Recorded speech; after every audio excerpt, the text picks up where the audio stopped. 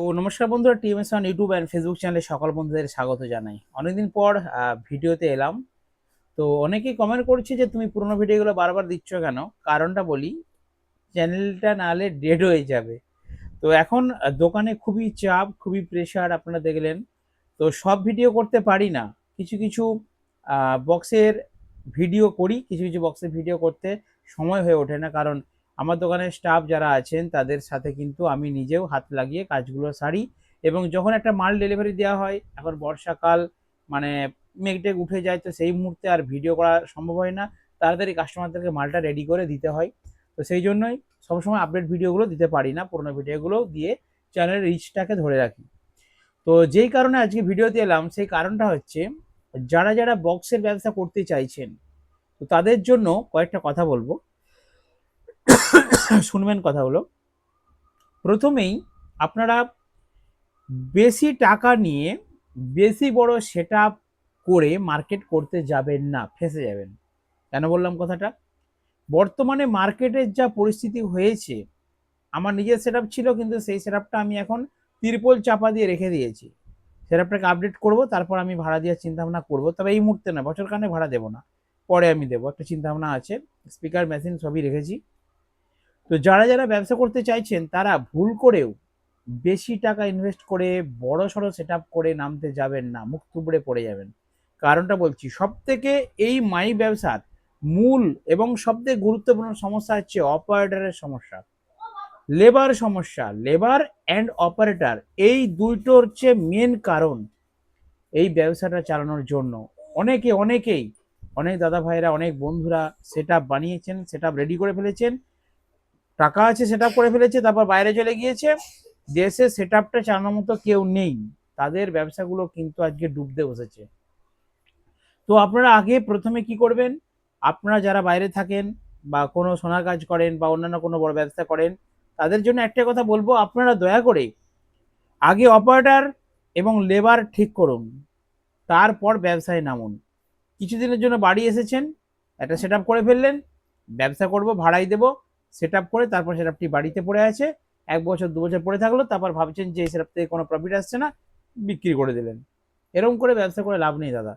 যদি আপনারা, দেখুন প্রথম পয়েন্টটা বলি, যদি আপনারা নিজেরা থাকতে পারেন এই মাই ব্যবসায়, তাহলে সব থেকে ভালো হয়। আর যদি না থাকতে পারেন, তাহলে সঠিক নিজস্ব কোনো নিজের বাবা বা নিজের ভাই বা দাদা কেউ যদি দেখাশোনা করতে পারে, সেরকম কোনো এক ব্যক্তিকে দায়িত্ব দিন এবং লেবার ও অপারেটর সঠিক নিয়ে তারপর কাজে নামুন, তারপর ব্যবসায় নামুন, না হলে ফেঁসে যাবেন। আরেকটা কথা বলি, আপনার সেটআপটি কোনো একটা ফিল্ডে ভাড়ায় দিয়েছেন, সেখানে গিয়ে যদি সঠিকভাবে সাউন্ড প্রোভাইড না করতে পারে, তাহলে ক্লাব বা কমিটির ছেলেরাও সেখানে বকাবকি করবে এবং একটা ব্যাগ রিপোর্ট আসবে আপনার সেটআপের নামে। তাই সঠিক অপারেটর এবং লেবার পাওয়াটা অত্যন্ত জরুরি এই মাই সেটআপের ব্যবসার ক্ষেত্রে। এবারে বলি, বড় বড় সেটআপরা তারা কি করছে, তারা সেটআপের পর সেটা বাড়িয়ে যাচ্ছে, কারণ তাদের লেবার সমস্যাটা নেই। প্রচুর লেবার কাজ করে, পার বলুন, বর্বন বলুন, টাইটার বলি, বা বিভিন্ন জরা সেটআপ আছে। তো বিভিন্ন বড় বড় সেটআপের, যেমন পারমিজের কথা যদি বলি, অনেক অনেক লেবার রয়েছে, তার অনেকগুলো সেটআপ, একদিনে 3 জায়গায় 4 জায়গায় 5 জায়গায় পর্যন্ত ভাড়া দিয়ে দেবে, এরকম ক্যাপাসিটি করা আছে। তাদের সাথে টেক্কা দিতে গেলে আপনারা পারবেন না। আপনাদেরকে ছোট একটা সাধ্যের মধ্যে যেটুকু ব্যবসা করতে পারবেন সেটুকু নিয়ে, আমি কি বলতে চাইছি, সেটুকু নিয়ে আপনারা ফার্স্ট শুরু করুন। ব্যবসা করতে করতে করতে করতে সঠিক লেবার, সঠিক অপারেটর এবং পরিস্থিতি এবং সঠিক পরিবেশ এবং ব্যবসার সঠিক মার্কেট এবং সঠিক ভাড়া পাচ্ছেন কিনা এবং ঠিকঠাকভাবে আপনার সেটআপটা সাউন্ড কোয়ালিটি হচ্ছে কিনা, সব কিছু যদি সেটিং হয়ে যায়, তারপর আপনারা প্রয়োজন অনুযায়ী, ভাড়া অনুযায়ী আস্তে আস্তে সেটআপটা বাড়ান। এবং যদি আপনাদের ঈশ্বর কৃপায় ব্যবসাটা ভালো চলে, তাহলে আপনারা এমন বড় সেটআপ করুন যেমন পাহাড়ের মুখোমুখি লড়তে পারে। কিন্তু প্রথমে করতে যাবেন না, মুখ থুবড়ে পড়ে যাবে। আমার লজিক এটাই বলে। তো দেখেছেন আমি বিভিন্ন ভিডিওতে অনেক ছোট ছোট সেটআপও কিন্তু দিই, একটা বেশ দুটো মিড, 8 ইঞ্চি সেটআপ, 10 ইঞ্চি সেটআপ, 12 ইঞ্চি সেটআপ। আমার যে টিএমএস ক্যাবিনেট সেন্টার, আমার যে টিএমএস ইউটিউব চ্যানেল, আপনারা গেলে দেখতে পাবেন, ছোট থেকে বড় এ টু জেড সেটআপ কিন্তু আমি বানাই। বড় বড় সেটআপও করেছি, মিডিয়াম সেটআপও করেছি, 8 ইঞ্চি 10 ইঞ্চি সেটআপও করেছি। তো যার যেরকম প্রয়োজন সে সেই জন্য করুন। বাড়ির জন্য যদি সেটআপ করতে পারেন তাহলে খুবই ভালো, 8 ইঞ্চি 10 ইঞ্চির মধ্যে ছোটোখাটো সেটআপ করুন, বাড়িতে শুনেন বলে। আর যদি ব্যবসা করতে চান, তাহলে মোটামুটি 10 লাখ অ্যাপ্রক্স একটা বাজেট করুন, 8 থেকে 10 লাখ, 5-6 লাখ টাকায় খুব ছোটোর মধ্যে সেটআপ হবে। 15-18 সেট আপ হবে, 2টো বেস 4টে বিট এরকম হবে 5-6 লাখ টাকায়। আর মোটামুটি যদি 10-12 লাখ টাকা বাজেট রাখেন তাহলে একটা সেট আপ মোটামুটি হবে।